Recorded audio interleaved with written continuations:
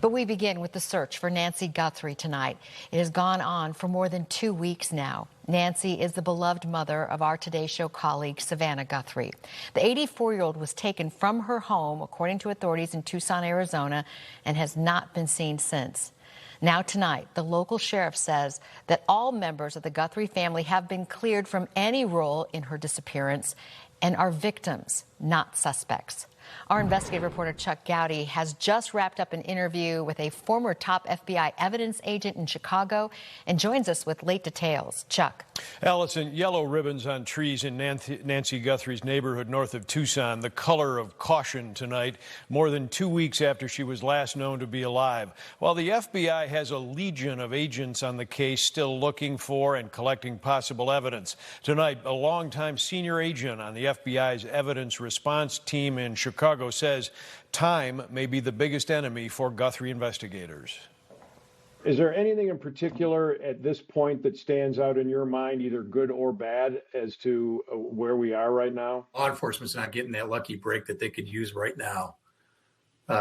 No leads have come forward. It's breaking the case open. 2 weeks after law enforcement officials say Nancy Guthrie was forcibly taken from her home here in the Catalina Hills north of Tucson, and investigators are just now ruling out all Guthrie family members, siblings, and spouses as suspects. What is taking so long from a law enforcement standpoint? In terms of what's taking so long, I guess it's just nothing on the evidentiary side is broken open. I'm sure they're getting results back from the lab. What is that turnaround time for DNA? It depends on the case. Back in the day, it was maybe a year, or it's gotten down to months. Depends on the lab and how much business they get, so to speak. The FBI lab gets all the FBI cases as well as state and local cases.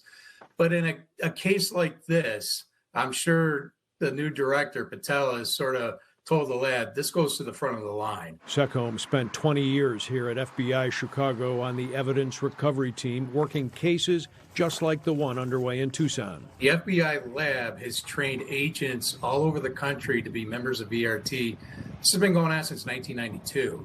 So every field office has a team. You get the call, you respond. When you're working these kinds of cases with these teams and you're collecting evidence, what's the biggest mental mistake that can be made by people who are out there? I think the biggest mental mistake is if you start developing a theory of the crime and you convinced yourself this is how it went down, don't do that. You have to have an open mind. When you're working on a case like this and on one of these teams, are you aware of the clock ticking?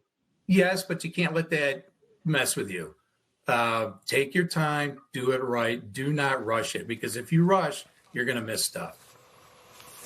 The yellow ribbons that have been tied to trees around Nancy Guthrie's desert home may be the color of caution, but they have also long been a sign of hope for political hostages, prisoners of war, and Amber Alert children. Tonight, marking 2 weeks that an 84-year-old woman, not in the best of health, has been the subject of an unrivaled and intense FBI search. Allison.